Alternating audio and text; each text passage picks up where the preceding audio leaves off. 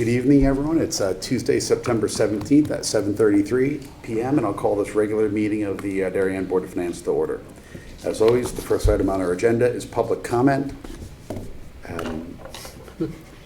No members of the public wish to speak tonight, so we'll move on to our business, which starts with transfers. First one is discuss take action on the fiscal 24 transfer of $26,012 from various Darien Fire Department accounts to repair and maintenance. Right, so overall the department was able to cover this internally and they're ending up with a $13,000 surplus, but they did have some unexpected building maintenance and their account ran over. They had a budget of just over $29,000. They actually ended up having to spend about $56,000. So they're requesting to move around $26,000 from other accounts in their budget. Okay, Jen, the other amounts, were those typically financed part of the capital budget or No. operating budget? Operating, yeah. Okay. Any major items or just here and there? A lot of here and there. I don't recall Okay. any one single big item.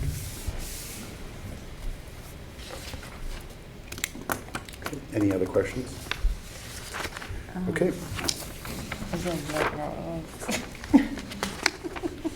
Oh, they postponed purchase. I mean, the explanation was not that thorough on this. Not very robust. No. No. I'm just not looking at it right now because I can't log in. What do you, Yeah, they were able to hold back on purchases in some other places, training, some professional services. Snow removal, they lucked out, had a little bit of a surplus there.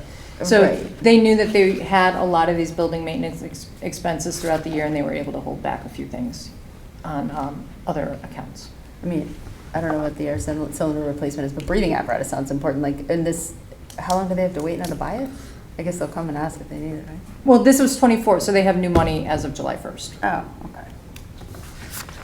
The only question I guess I had, Jen, was like, there's $35,000 they had budgeted for, it sounded like something specific, and they, oh, they did spend it, okay. Asked and answered. Okay, any other questions? Okay, motion to approve $26,012 of transfers as outlined in the transfer memo to the facility repair and maintenance. Dan moves. Rob seconds. All those in favor? Unanimous.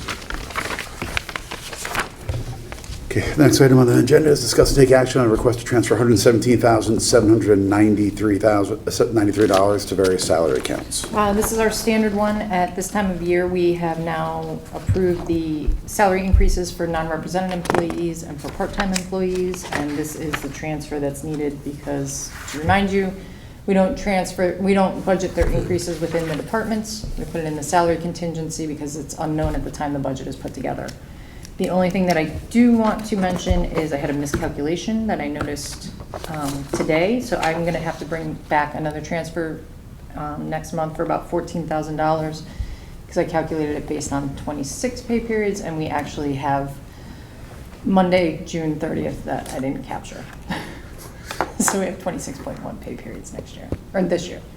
how many non-represented employees are there? 25, 30? Yeah, closer to 30. There were a few positions where we had turnover in a non-union position, like Director of Health, Director of Parks. Some of those were hired lower, some were hired at a higher rate.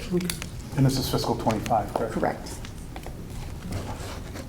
So subsequently we'll just transfer, do we have money left in these three accounts that we're taking it out of? Yeah, Okay. yeah. And then we actually have quite a bit left because we still need to do the salary transfer for the town hall union contract once that's approved, and then dispatchers still need to be settled. So there's funds in the How much account is- that'll cover those. Is that 400? How much did we put in there?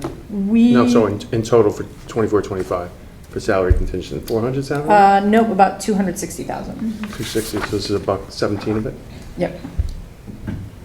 But the other units are smaller and lower salaries. Got it, thanks. And Jen, is there a reason why we can't just adjust a transfer on the fly here, or do you want? Because I don't have the exact amounts. Okay. And were these already approved by the Board of Selectmen? Yes. Okay. Okay, so I'll accept the motion to transfer a total of $117,793 from the three different accounts outlined in the memo to the different accounts outlined in the memo. all related to salary contingencies and changes. Rob moves. Malin seconds. All those in favor? It's unanimous. You're on the board. Your first second. I know. Can't run away There we now. go. That's right. Okay. In a minute. Okay, in terms of discussion and action items, the first is to discuss and take action on a request to approve a successor contract with the Darien Town Hall Employees Union. Susan Barksdale, who is our HR director, is here to give us an update, and I think her and Kate and Jen circulated a memo to us as part of our confidential memo, as part of our packet here. The specifics of this remain confidential, correct? James? Yes, I mean, Yeah. I think the stuff in the memo we can talk about. Yeah. Good evening, Susan Barksdale. I haven't met a lot of you. HR Director, I've been here about 2 years.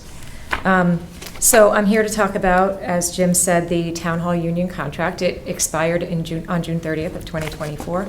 The team of negotiators was Jen and myself, Kate Bush, the town administrator, and John Walcott, who used to be on this board. Kate was the lead negotiator for this. She's leaving 2 days from now, so I get to present her memo to you, so so be nice. Anyway, so the contract, like I said, expired on June 30th. We started contract negotiations in February with the union. We did have to go to mediation in July. We had a little bit of a hiccup when it came to some of the financials, but we had a really great mediation session on July 18th and came up with a tentative agreement, which is now the contract that we're talking about right now. So the general wage increase that we did negotiate with it, the duration of this contract is going to be 4 years, so it's going to go from 7/1/24 to 6/30/28.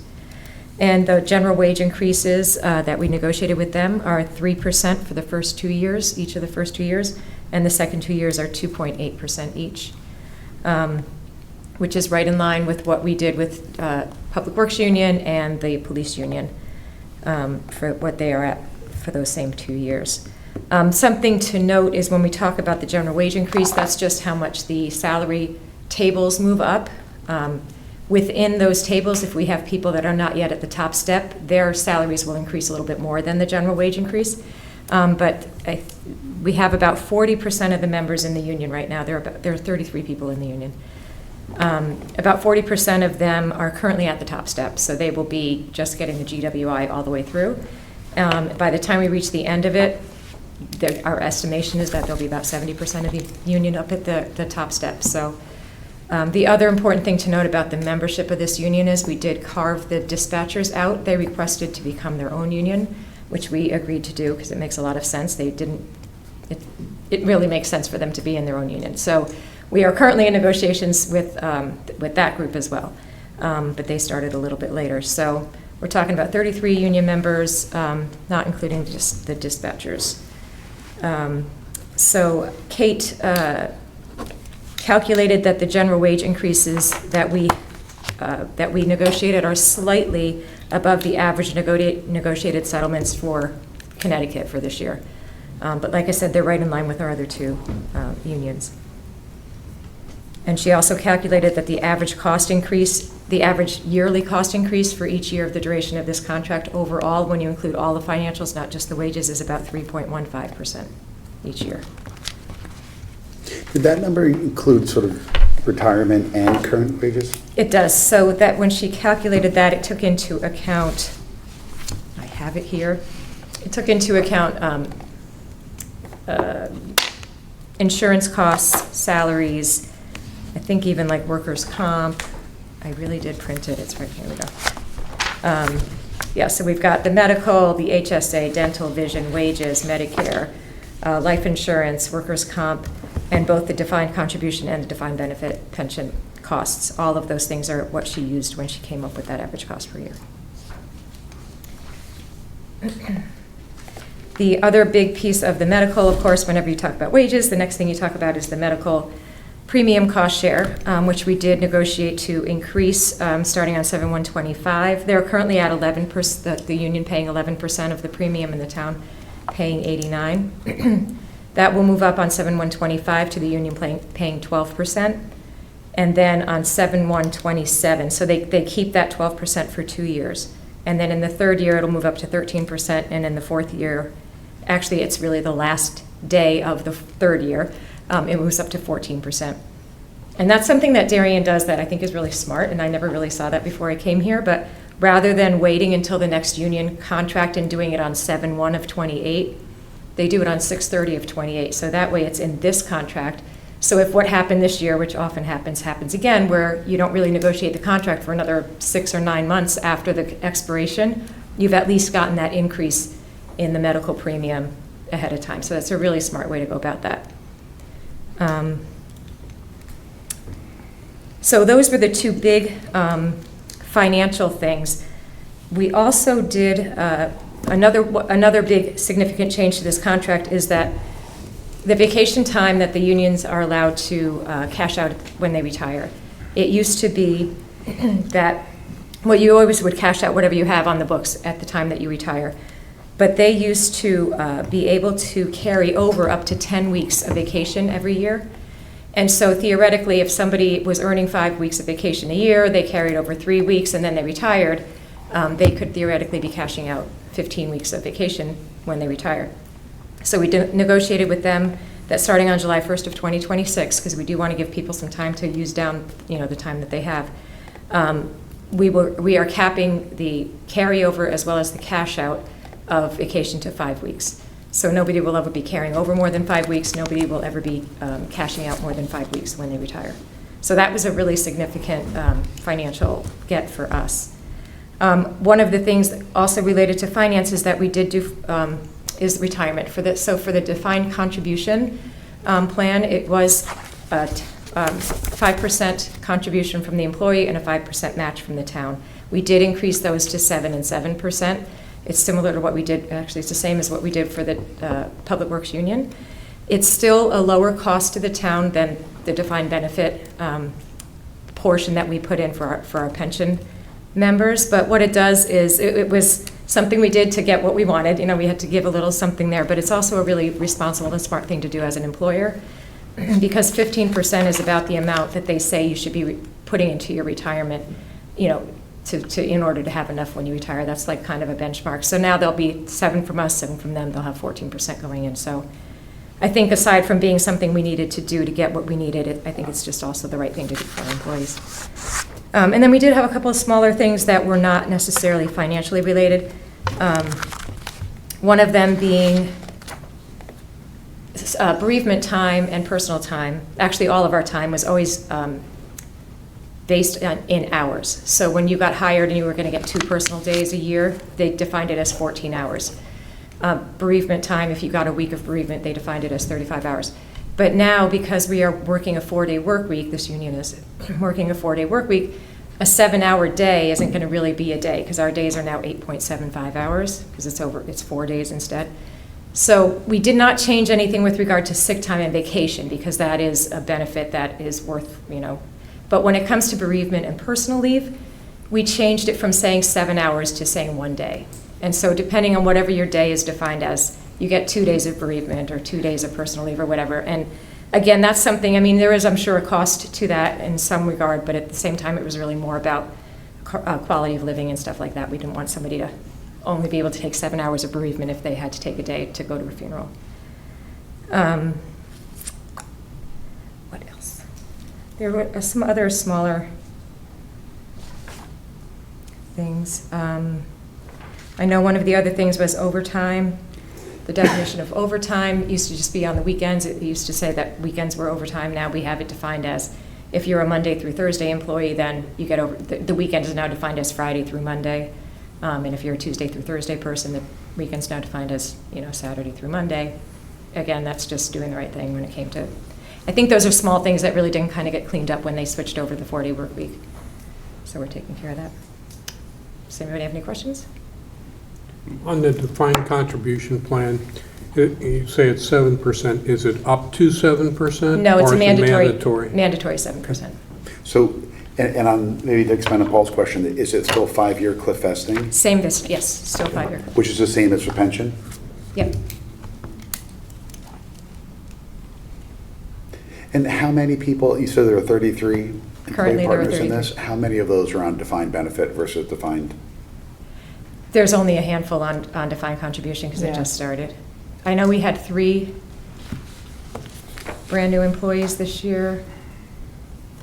It's I a want to handful. say, we might have 8 to 10, Do you think it's?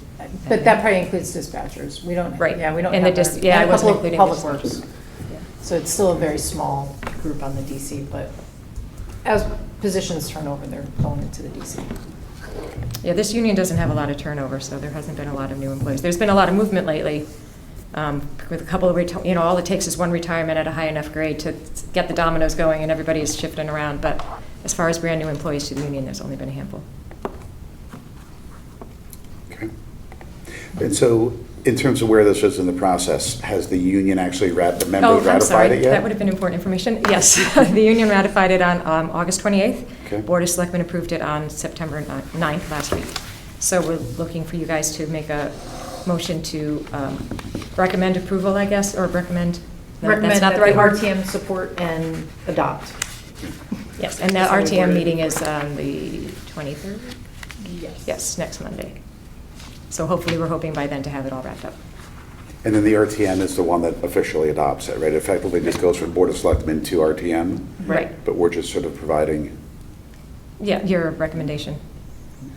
One last question, if that's okay. yeah. And it might be odd, but with the vacation policy that you guys have now, I mean, if we're interested in forcing savings, I mean, I would think that someone that wants to work every day of the year and save that money is doing the right thing, according to us, but why wouldn't we just put that money aside for them at the end? Like, why are we limiting them?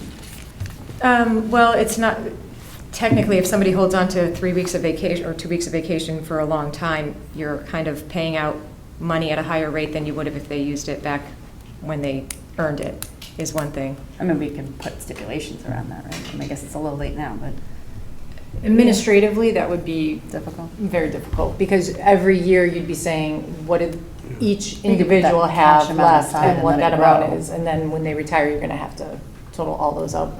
There's not really a good way of doing that, and a 5-week payout and a 5-week carryover is really still very generous. But now that's in line with what our non-reps have and our public Exactly. works.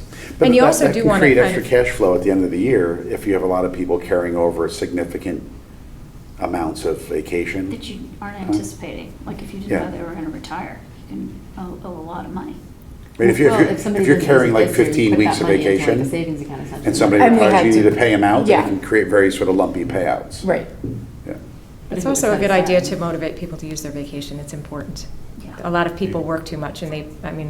it's important for people to take the time that they get to refresh and. Yeah. And I think, Jen, correct me if I'm wrong, we don't actually budget for payouts under. We do. We We're not budget doing about it. $150,000 in the accrued benefits payout account. The last few years, we've had some very significant payouts, and we've exceeded that, but we've been able to cover it through either salary savings, medical savings, that kind of thing. But a lot of those big payouts are due to cashing out of sick time, and that door was closed for people a long time ago. So those large payouts will be fewer and fewer. And now we have the vacation in a good position, so what we have is compensated absences that we have to pay out will be significantly less as time goes on.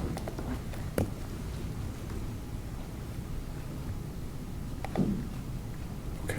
Any other questions? So I'll accept the motion to recommend to the RTM that they accept and adopt the Darien Town Hall Employees Union new 4-year contract. Dan moves.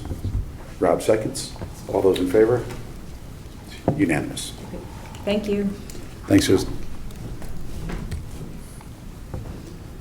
Okay, next one is a review, there's no need for approval here, but review of the 2024 admin transfers. Yep. So you have a summary page, and I just want to point out, this is without 2 large police department transfers. If you want to look into the detail, the first one is on page 2. The very first one, it's the CAD system. As part of the budget, we knew that they had a old capital project that was not moving forward for a similar project, so we kind of shorted what we budgeted for them with the intention of sweeping the old account. We just never did that as part of the budget process. So Kate and I did that as an administrative transfer. And then on page 6, second one from the top, the police department transferred amongst full-time salaries a total of $124,000. And that's, it's in compliance with the authority that you've given us, because that's a like-to-like account, full-time to full-time. They just have multiple full-time accounts. And they have a lot of movement between their divisions throughout the year. But overall, they were fine in full-time. So when I looked at kind of, I took those out because they were definitely skewing the numbers. Those weren't because they were going over anywhere. It was just really moving things to the right place. But overall for the year, we had 174 administrative transfers totaling $218,057. Compared to last year, we had 199 transfers that totaled just over $204,000. And as expected, our big departments, Park and Rec, Public Works, and Police, had the higher numbers of transfers and the higher dollar amounts.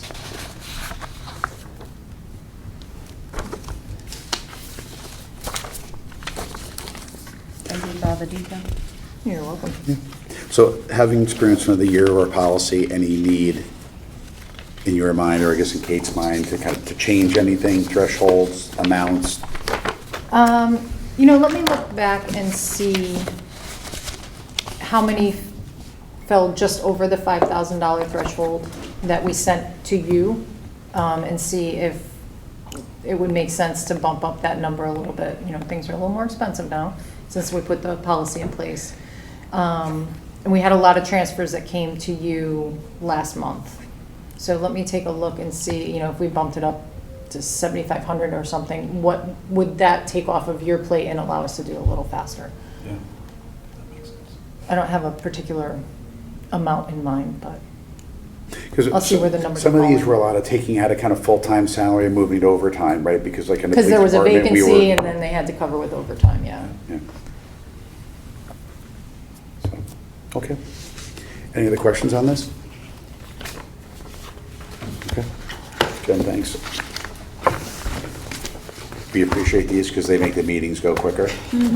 So the other thing that I want to look into is when we do have something like last month with all those transfers, beginning to use something like a consent agenda where it's, yeah, we've all reviewed it, unless one of us has a particular question and want to pull it out, we just say, yeah, those are approved. Maybe speed up that process a little bit better, but still allow you to have as much review as you want, or as many questions as you want.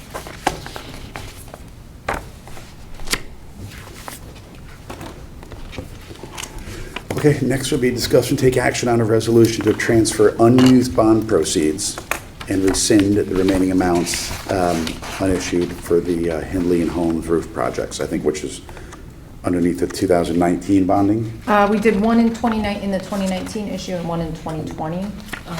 We finally got the state grants in, and they did actually end up being more than originally anticipated. So we received $98,000 in grant funds for the Holmes project and $53,000 for the Hindley project. So we have two things going on here. We have borrowed more than we need, and we want to transfer that to other projects. And also, since the projects are done, we want to rescind any remaining authorization and get them off our books and be done with these projects. So on Holmes, we had authorized but unissued in the amount of $192,000, so that's what we're going to rescind. And we are going to transfer $29,009.57. And then on Hindley, we're going to rescind $104,000, and we are going to transfer unspent proceeds in the amount of $92,823.98. And we're looking to send the $29,000 from the Holmes project.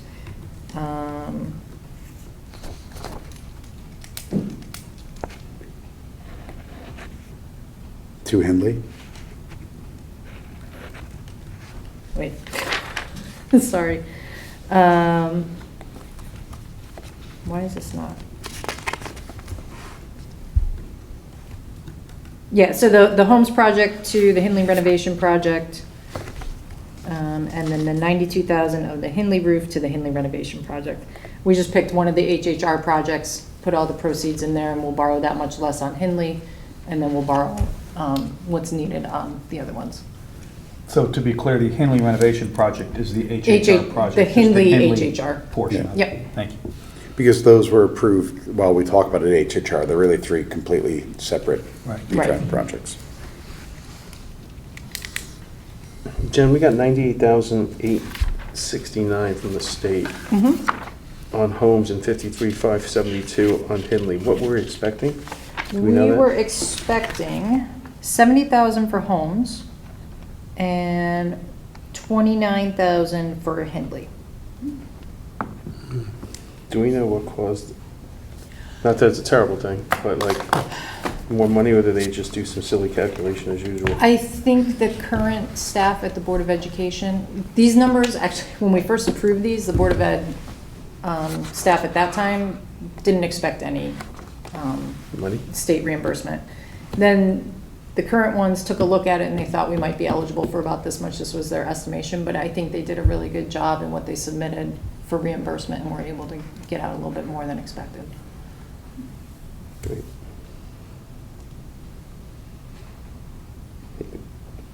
Okay. So the net here is we're moving 29,000 from the 19 bonding resolution and 92,000 from the 21 Correct. bonding resolution. Both of which were very low cost bonding Yep. resolutions. We want to keep those proceeds alive. Yep, and then we're rescinding the 221 and 197. Item number 3 on the second page.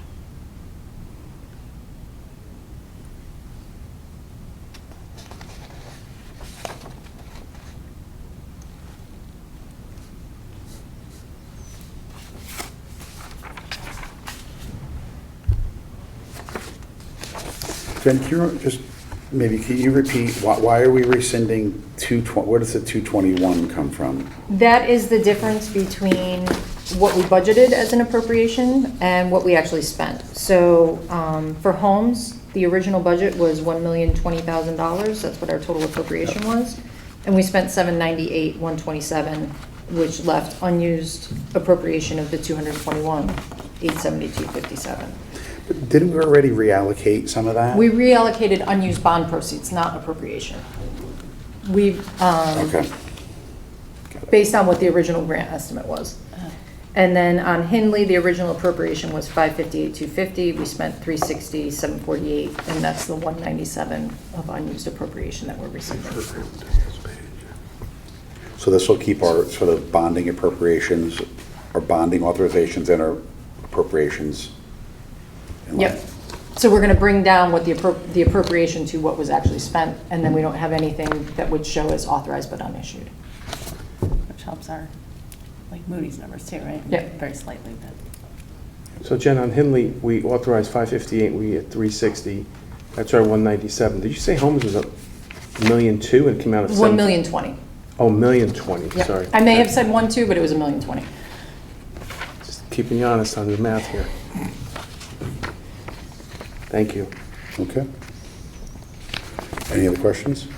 So accept the motion to reallocate proceeds of the town of Darien's 4.185 million GO bonds issued in 2019 and 34,685,000 of the GO bonds issued of 2020, and then rescinding appropriations and bond authorizations for the Holmes School roof and skylight replacement project and the Hindley Elementary School roof replacement project. Taylor moves, Rob seconds. All those in favor? Unanimous.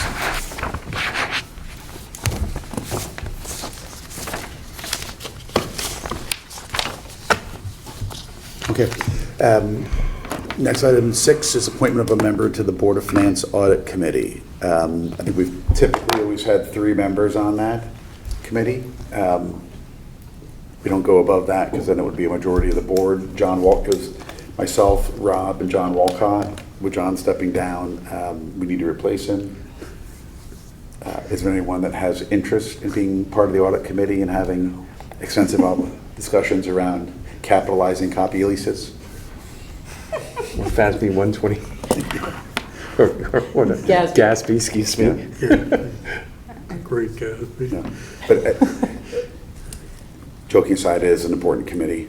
We do a lot of work, particularly around audit time. So is there anyone that would like to? I didn't have much for I'll go. I'll go. I don't have, Oxbridge is winding down, so I'll go on the audit committee. That's fine. Okay. Thanks, Steve. Well, You that's probably good. add more value than I did last time I was on there. I'm not so sure. Hey, don't you sell yourself short, you were good. TBD. you were good. TBD on that. So yeah, that's fine. I'll go on the So I audit. would nominate Dan to join Rob and I on the audit Don. committee. Is there a second? Second. Second. All in second? Rob, I told you no. The envelope came, there wasn't enough money there. All those in favor? I guess I can't vote. Thank You you, can Don. vote. So you can, okay. Welcome aboard, Dan. Don. Don. The down on the other committee. Rob, did we tell them what the rookie on the committee has to do? No, not yet. Okay. We'll tell them later. Okay. 7, just a little bit of update. You know, last month we talked a little bit about what we were going to do here on the in terms of preparing for the fiscal 26 budget process. I want to give you a little bit of update in terms of where we are, in terms of data that we've collected, data that we're looking for, and sort of the last pieces of it. You know, Jill and Alan and Rich sent across pretty much everything that we asked for in our budget request, and kudos to them. I think they did it in a matter of 4 or 5 days. Yeah. Particularly as they were kind of starting up school. I sent that. I think they sent that over kind of middle last week, and I sent that around to you guys all. So I've started kind of combing through that. I think there's some good historical trends there. You know, in terms of high level student, staff, spending. You know, both budgeted and actual spending, showing surpluses and so forth. So I think I'm working on a kind of nice summary spreadsheet and some fancy graphs, many of which you typically see that we include in our in that state of the town address. So that's sort of underway. I've enlisted Taylor and Malin and certainly Paul, given that he knows a little bit about school budgets, right? Kind of help me as we sort of try to pull that, elicit some data from that data set. I've reached out to Anthony Homicki, who's our tax assessor. So I've asked him for background on the grand list, the breakdown between residential, commercial, automotive, and other. So we can sort of look at some of the trends within the grand list and what the changes are. And then I've also asked him like for what his best estimate is of I think it's October 1. October 1 is when they Right? have, yeah. And I think that's usually not finished until It's finalized in January. in January. Yeah. But to give us his best estimate on that, just because ultimately that is the denominator, right? As we're coming up with what the mill rate's going to be. And then I have a set of information we're kind of pulling together that we'll want out of the town. So I think I will work with you all on the education side to kind of pull some information together.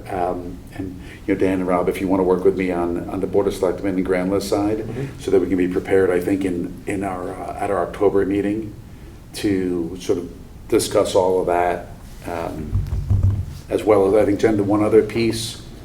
I know you've had a lot. You're in a busy point of the year right now, but I think the only other piece was they need a little bit of help just on freshening up the Moody's Yep, analysis on the reserve fund, just so we can think about. Yep, that's on the list. We can't sort of pre-decide because we don't know what the budgets are, but think about directionally how much could we take out of the general fund. So, any other thoughts on around that process? No, I would just say it's great to kind of start it this early, right? Yeah. Kind of start high-level numbers, all that stuff. Kudos to Board of Education for turning around so fast and kind of getting what we need and start kind of looking at it. So yeah, it's great to be in September and starting to look at this already. Now, Yeah, Are there any January. scheduled budget discussions at the Board of Education prior to, that are on their agenda prior to Super Saturday? Because it would be There good, should be. it would Yeah. be good to know those dates Early. so that we can get a head start on the school budget rather than wait until Super Saturday. So I will forward around, and I'll check with Jill to see if I missed any others, but I think at their last meeting, which was, I think, end of August, they had some discussion Yeah. around like directionally where certain pieces of the budget were shaking out just based on contracts and so forth. I do know they're having some additional discussions around the budget. A lot of the data that we asked for, I think, is stuff that they're already looking at. So I think, I suspect this year, both on our side and on their side, there'll be, a lot more sort of advanced discussion. So I think, let me check in with Jill and see what other information's out there, and I'll get that around, but maybe it makes sense to, have a meeting with them, or at least get some additional guidance in terms of what their timing is. The impact of public benefits on their electricity, because that's roughly 25% added on to the cost. It's going to cost our district about $250,000. Yeah, there's a lot of talk, Yeah. it seems like, at the legislature about, Well, Tracy sent out some notes that they want to reconsider it, but I don't know if both sides agreed to that yet. it's a great point. with Great the point. actual cost of electricity, of the supply coming down, particularly as you people can continuously reset, that the percentage, that was sort of in the kind of mid to upper teens, and now that's risen as a percentage of the total bill, right? Interesting. I can't figure it out, so I'd Yeah. appreciate it if Rich or somebody else in the Board of Ed could show us the way. Okay. That's that last piece that you're talking about that just seems to be variable. Like, mine could be 29, yours could be No, 23, and there's they have nothing. supply, distribution, and then public benefits. Yeah, there's actually 4 pieces to it, right? The far right, public benefit seems It's to on the be far right, not yeah. tied into anything. Isn't like your total bill times 32%. I think it's a percentage of the total bill. You'd be surprised. Yeah, it was something that was legislated a number of years ago to try to recoup costs, but to recoup costs over an extremely No, Short period of condensed time. period, but, yeah. One thing, Jill did reach out, in terms of the school's Title I grants, do those flow into the school's budget or into the town's budget? They are on the school side. Okay, she updated me that due to some of the demographic changes in Darien, that they actually lost $150,000 of their Title I grant because I don't remember what Title the I certain grant. thresholds fell below the. Why does Darien get a Title I What's a Title I grant? What is the title? It's for lower income Yeah, schools. it's a grant that comes from the state, from the Federal Department of Education that goes through the state, which then flows down to us, and it's based on the percentage of residents that you have under a certain income level, and the amount that you get drops as the percentage of residents you have drop, and then there's a certain percentage where it just drops to zero, and I think we've just crossed over that threshold. It's about $150,000. It's not material, just from an overall budget standpoint, we get very little state aid in our budget, but it's a small piece that that's gone. I know on their budget this year, I think they're running about $150,000 surplus. I think directionally they reported at the end of August, but that's only a month into the school year. And one thing I'm going to ask Tracy about is what is going to be the level of excess cost reimbursement funding at the state level? They increased it from 140 to 150 to 180. However, claims last year were about 245 million. So it knocked down the effective percentage about 67%. And I think that's where we came in last year, wasn't it? Or did we budget at 60? Because we used to be in the budgeted high 70 70s. this year. Huh? We budgeted 70% for this year. 70? But normally it's been between 72 and 75. Yeah. yeah. What are you saying? What knocked it down? Excess cost reimbursement for special ed. Right, what knocked it down? Higher claims, I think is. Higher claims and more claims. Yeah, we talked They- about Close that with- fixed and Yep. claims It are- was, Yeah. it was like $140 million for like 10 years. Then Oh, they makes increased sense. it to 154. Then last year was 180, but the claims came in at 245, Yeah. which blew everybody out of the water. Okay, any other questions on the budget process? Okay, financial report? So we're gonna come up with like a mutual feeling about budget guidance at our next meeting? I think we want to, yeah, I think that's, we're going to discuss all at the next meeting. We can decide if we want to come up with guidance, if we want more information to take a look at. We have till the November meeting, because you need it for the state Yeah, of for town, December. right? So we Yeah. have 2 meetings prior to that. Yeah. Yeah. Okay. Okay, the financial report? General fund, not very exciting because we're at the beginning of the year. I do want to point out, property taxes, we haven't booked anything into Munis, so you see year-to-date collected is 0. But the actual collections through August, the tax collector said they're about, what did she say? It was less than like 0.08 basis points, less than same time last year, so it was nothing that she found concerning. So pretty much in line with prior year, but trailing a smidge. And then what you see in investment income is $380,000, that's earnings through July. We expect that the August earnings will be pretty similar, because that's when we get our big influx of cash and not that much goes out between July and August. Everything else on the revenue side is pretty much as expected. And on the expenditure side, Hey, for 2 months, we're tracking those. Sorry, Jen. Town clerk, 735 already? Yeah, there was, I think, one big conveyance. Okay. Not complaining. Just- I wouldn't use that as a run rate for the rest of the year. I just think it's a nice, if we budget $1.8 million and you got 700 already in there, that's a good sign. Yeah, and that was actually one where we had seen that it was coming down a little bit on their kind of base normal activity, but there was, I think it was one significant conveyance. And just back to investment income for 1 second, I mean, it's a nice start at 380. We budgeted declining rates, right? Yes, Okay. yep. There was some So, assumed like- decline in there. Okay, super. Thanks. We'll know more tomorrow. Yeah, exactly. Yeah, Yeah. No, I just remember us kind of discussing Yeah. laddering Yep. down. Yeah. Laddering down. on the expenditure side, things are as expected after 2 months. We don't have anything unexpected on the horizon. One thing I do want to ask is if you would be willing to grant me a deviation from the administrative transfer process.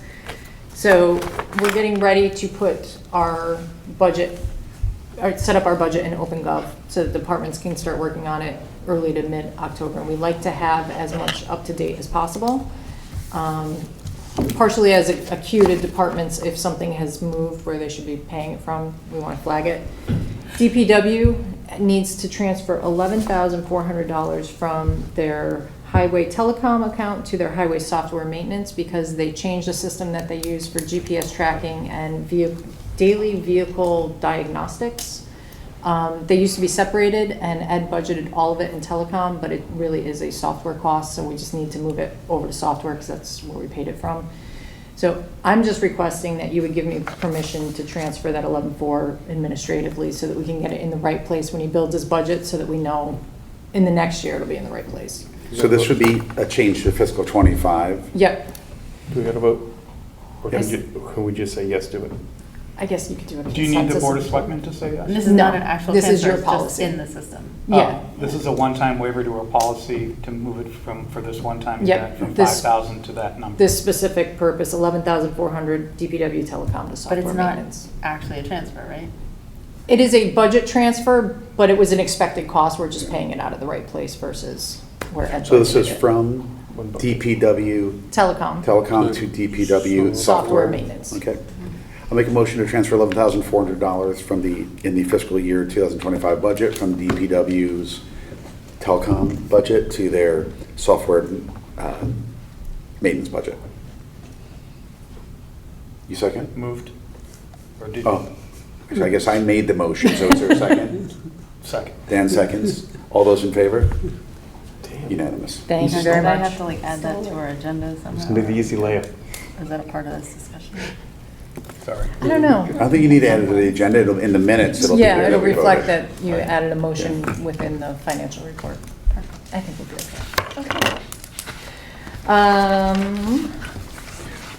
State revenues, we don't get very much Yeah. in this time of year.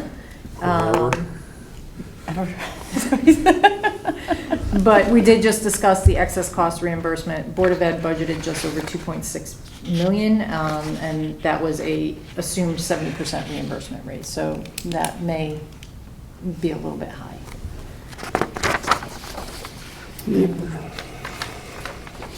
There's really not much of interest in the other funds, unless you have any questions, I can just kind of skip over those. Active bonded projects. As I was doing the minutes for last month, I heard our discussion on this, and I think there may have been some confusion on Ox Ridge. So if you look on page 10 of the financial report, which is the first page of the active bonded projects, bottom right box is Ox Ridge. And we have about $7 million of unused appropriation, but in terms of a cash surplus, what we've borrowed, what we've taken in as state revenues against what we've spent, we have about $475,000 cash surplus. We're gonna be releasing retainage soon, and I think there's about $700,000 still in retainage, so just that alone is gonna draw us down into a cash deficit. But we do have still another round of state reimbursements that we're expecting. So I think overall, we're probably gonna be okay. We'll know a little bit better where we stand in terms of what we can expect from the state, what our final expenses were when we put together a bond issue. If it looks like we have a significant deficit that's not gonna be covered by the state grant, we may wanna issue some bans. I think we don't wanna do bonds because it's gonna be based on an unknown state grant number, but we're gonna have to keep an eye on this one and try to keep it as trued up as possible when we go out to issue. I don't wanna borrow too much, but I don't want us to miss our opportunity, our borrowing window, and have to cover it from the general fund, because we have to borrow within certain timelines. Has the Board of Ed applied for reimbursement? I don't know when the last Okay. application was. But then you're saying, so we have 6 million remaining in bond proceeds. We have 6 million of unused appropriation, 7 million of unused appropriation. But we didn't on that issue. issue? We own, you're right, Yeah. we assumed about 58 million of bond between premium and proceeds, and we've realized about 51 million, 52 million. Mhm. So we have, that 6 million that you see as bond proceeds, we have not issued that, Right.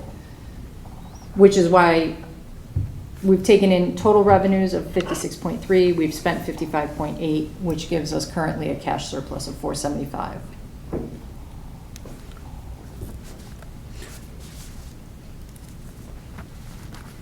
Does that make sense? Yep. Yeah. I guess, does that beg the question, not to make these more difficult, but should we be, for new projects, tracking another row, which is bonding appropriation? No, that's what the current budget number is. That's the appropriation. So Ox Ridge total revenue appropriation is 63 million. It's just divided amongst multiple sources. Total expenditure appropriation of 63 million. So we issued $6.3 million, $6.4 million less bonds than we authorized. Right. And the vast majority of that is not necessary, but it appears that some amount of that may be necessary. Correct. So the 63 million is not really that's really the total appropriation. Yes. And 55 is the total expenditures to date. Yes.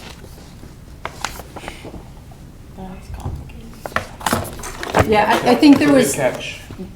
Yeah. the discussion made it sound like maybe we had 7 million of proceeds that we could apply to another project. I wanted to make sure that We don't. we all understand that we don't. Right. Page 13, we'll be taking off the Holmes roof and skylight and the Hindley roof replacement. So that is a good thing.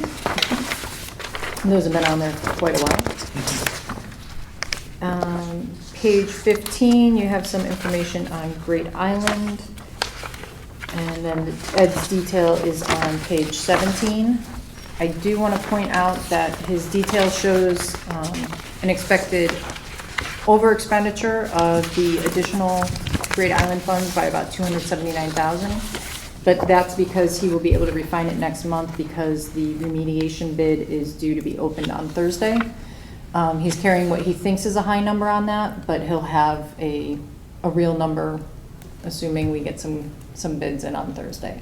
So he doesn't expect that $279,000 over expenditure to continue, but that's where his numbers are now. What does the yellow designate?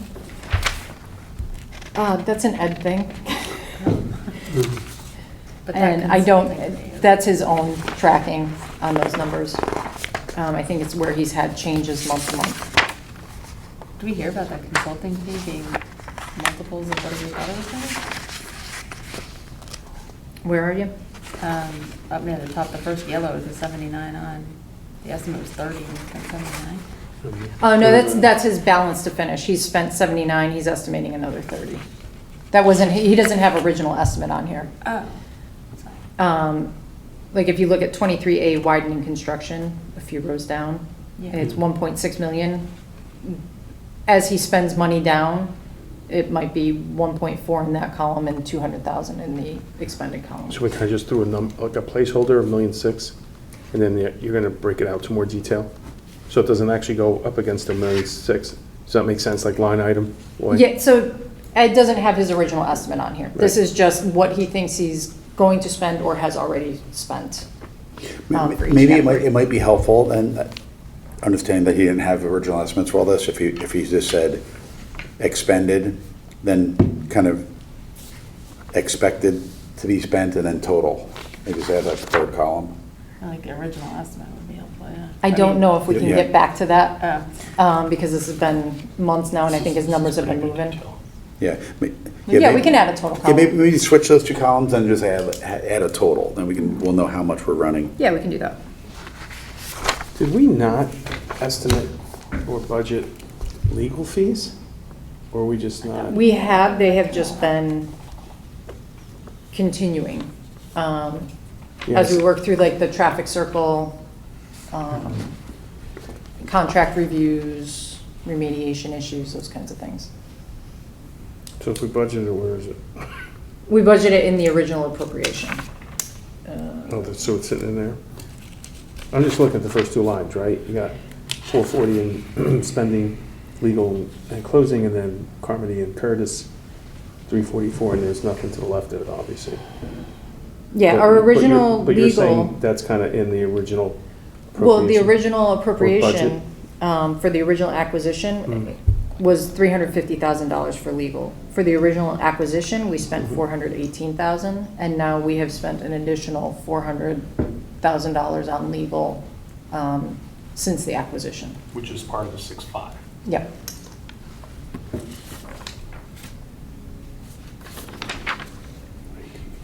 But yeah, we'll add that total column. Yeah, The legal costs covered original acquisition, all the subsequent easement stuff, There's been a lot of and legal all of the, activity. it's been a, It's a big project, so there's a lot of legal review.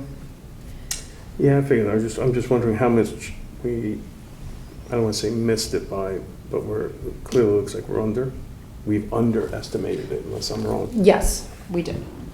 And then like the consulting fees for 23A widening, I mean, is that still going? Because we're already at 80 and then we budgeted 30. No, so that 30,000 is not what we budgeted for this. That plus, the way Ed has done it say this was all brand new, it's one thing. He's gonna say, I expect I'm gonna spend $100,000. He would put that in the estimate/balance column. Okay. And then as he spent down, the estimate balance would go down and expended would go up by what has been expended. So he doesn't have his original budget Okay. number there. That explains it. Yeah, because otherwise some of It these was- look like we missed by a lot. Yeah, that's But what I on the was- legal, I don't think we included, we didn't call out a particular legal amount in the additional 6.5 that you guys approved. Yeah, I think even. It was kind of worked into some of the numbers. John, I think have them change the order, add a total, but also just change the title, just so that since these are part of our minutes, right? Yeah. Or packet, just so it's kind of clear to everybody that one is what's been spent, and the second is what he, Like a balance to finish kind of thing. yeah, remaining expected to be spent. Yeah, it's almost a bit like the monthly financial. Right? Where you kind of like have the budgeted, revised budgeted, expended, and then remaining. Like, it's almost like that kind of line. All right, but Page 15, no. like I said, I don't think we're going to be able to drop in Ed's original estimates because I Okay. think that ship's kind of sailed. Isn't that like the line on page 15, the post-closing expenditure, we had a legal line item of 276,000. Right. Yeah, that's what we've been spending. And so the 784,000 that we've spent, according to his sheet, page 17, is a lot more than that. Was that baked into the original legal? That's only 418 by itself. Yeah, so some of the legal was actually used for, the legal on the actual acquisition ate into some of these 6.5 that you approved. So it's reflected on page 15 in the upper portion for the acquisition. Anyway, I don't think we're showing it in the ideal way because we're trying to track things versus what's already occurred and trying to keep the 6.5 separate, but we had to borrow some of the 6.5 to cover the acquisition. is that what you're talking about? Like, we had 350 and we were at Yep. 418? Okay, and then we budgeted an additional 276, but We didn't budget 276. That's what, Ed's classifications are slightly different. The 276 plus the overage up above is about the 440 that he shows as legal. the 440 that he shows as legal, where, on that first line in it? Yep, first line. But then the next, under entrance, there's another 344,000?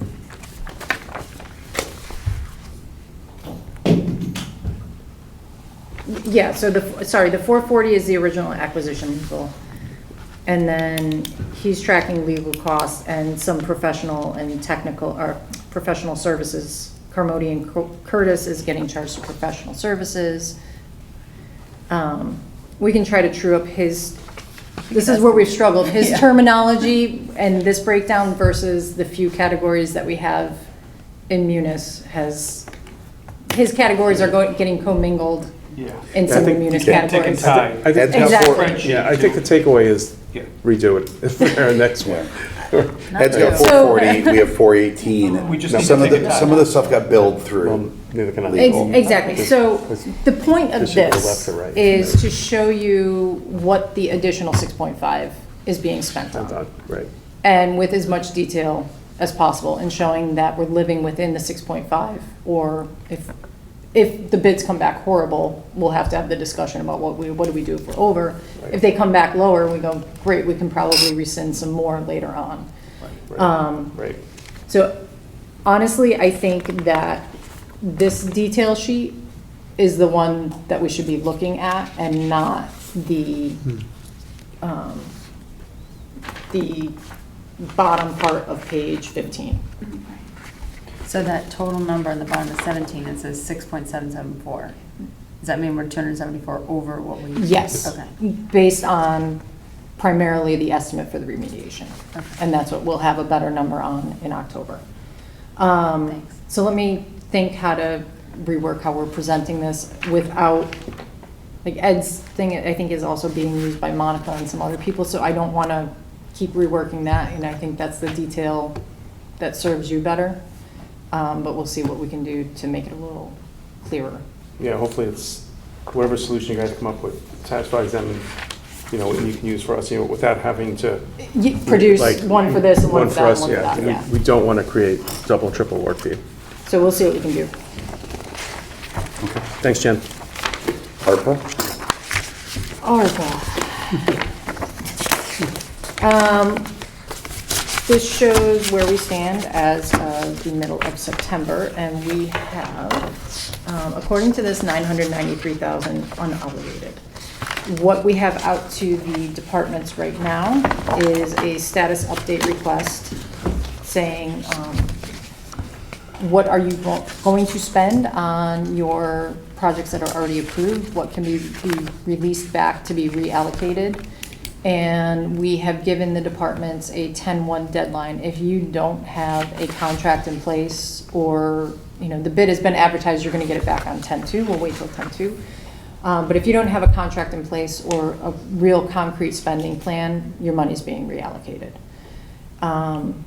So that's what we'll have going to Board of Selectmen and to you in October.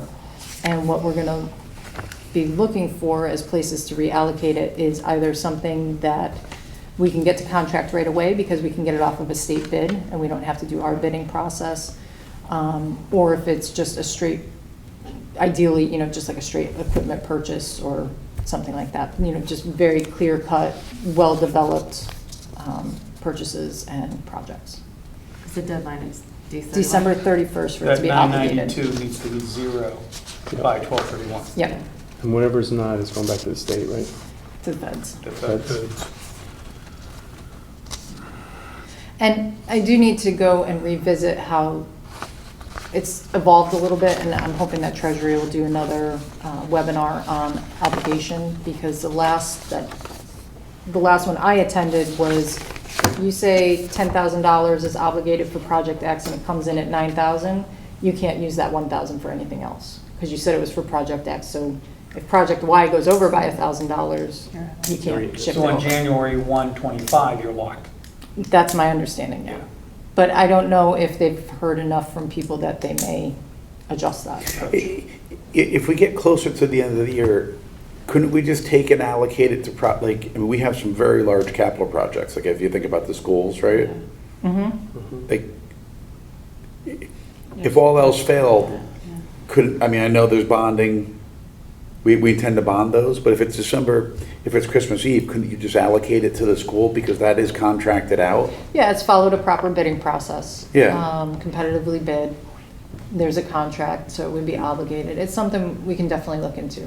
Yeah, I mean, but I'm just thinking like in terms of a fail-safe. Yep. Yep. Are there, because none of the sewer projects or other things are, Fire engine. Well, fire engines, the risk that we run is that for some They reason we don't won't be take able to- delivery in time. Yeah, We and don't the want- schools will They hit don't what? the deadline. Take delivery. Yeah, because we would be able It's zero to, chance I mean, we're of paying out about $1 million a month now for construction costs. So Okay. say it was We'll run through that. $300,000, we Yeah. can say on invoice one, $300,000 there, it's paid. And, and what about like paving? Is there something, like the summer paving, could that be? well, we don't have a contract for that now. But the paving that was done this summer?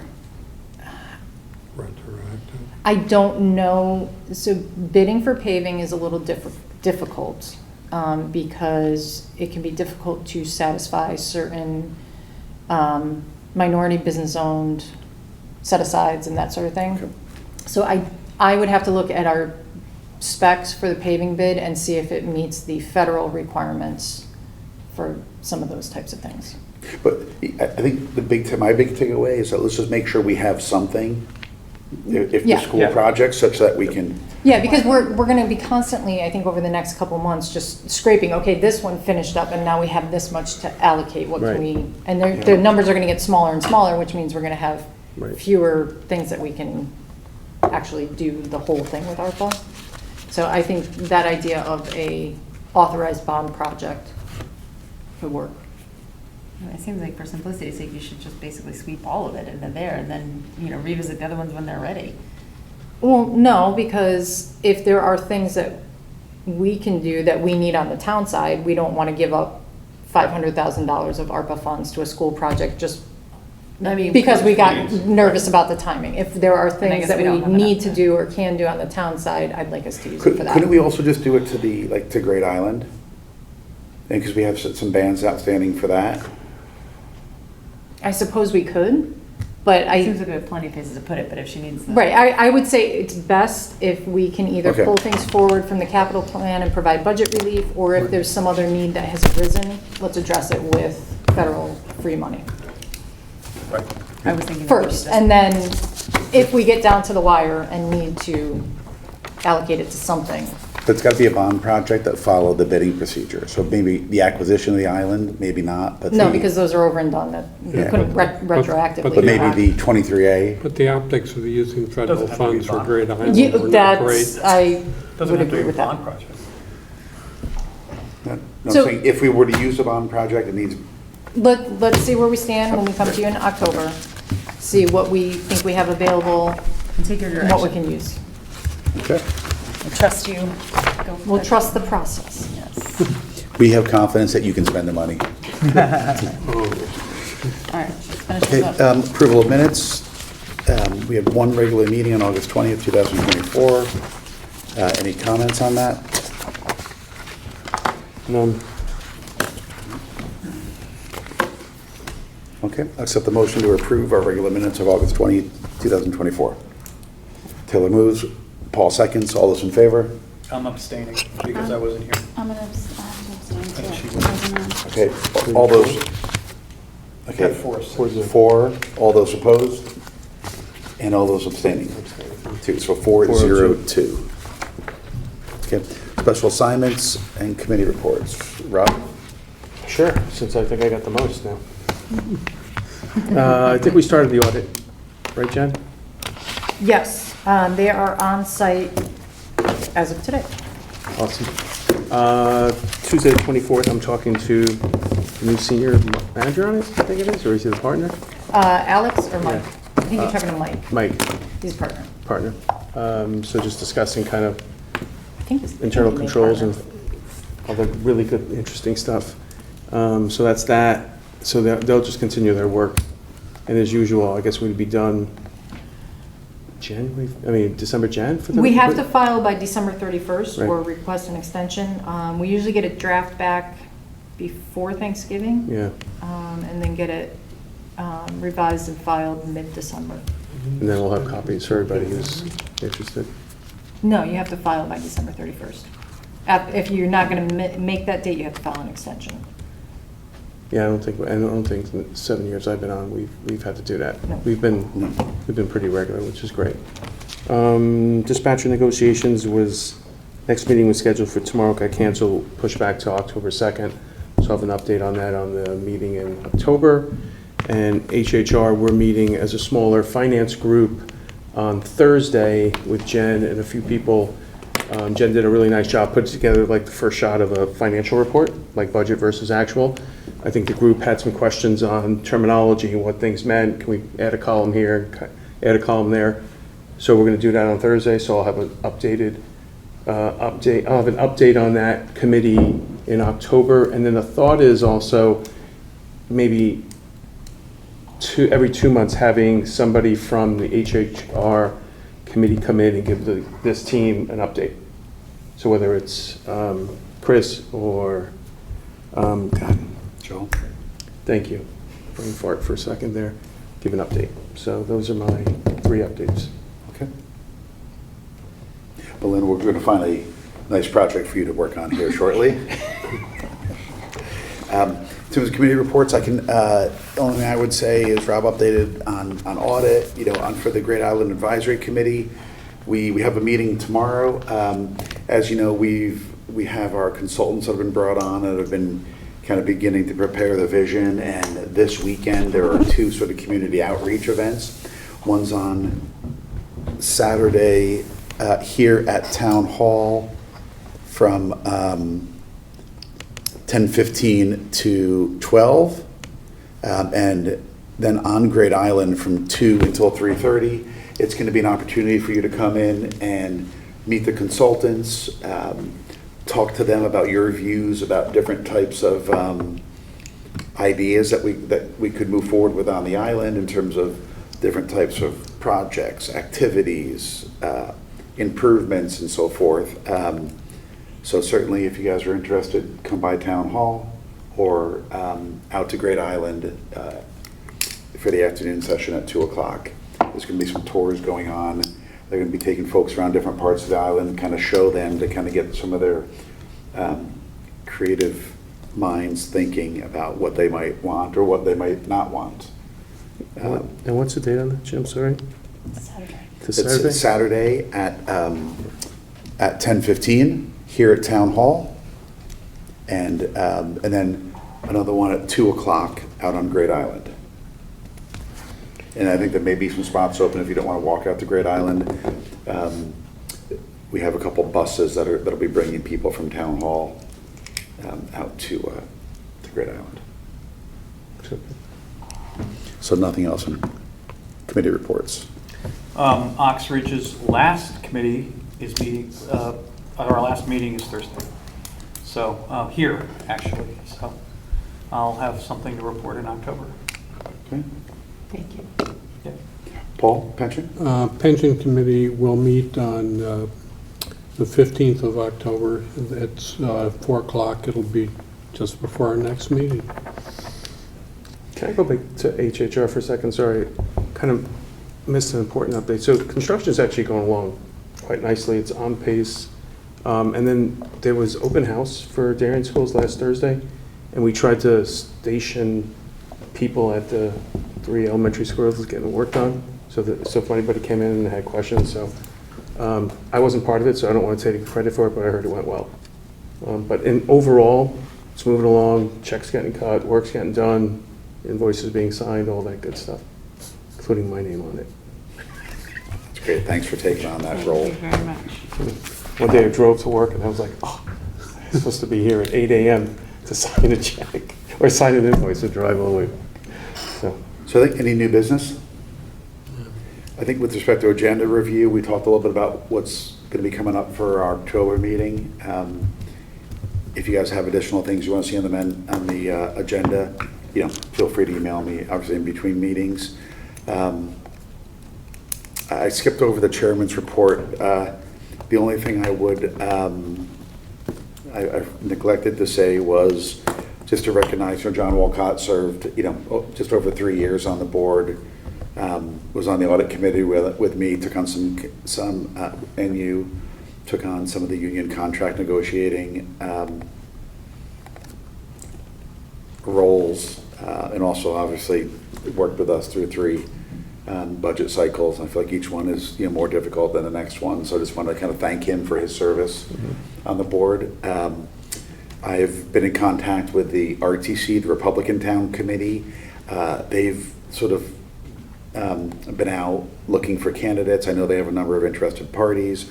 I think they're meeting with the candidates later this week, and we'll probably make a decision similar to the way that the DTC did in terms of putting forward and recommending a candidate to us. So I'll keep you guys posted on that. Depending on the timing when they make the decision, we can either wait until our October meeting, or depending on when they do it and kind of what kind of business we have doing, we could always have sort of a special interim meeting to bring them on board. That's it. I'll entertain a motion to adjourn. Dan moves. Malin seconds. All those in favor? We stand adjourned. I was waiting for you to do it. it right every time?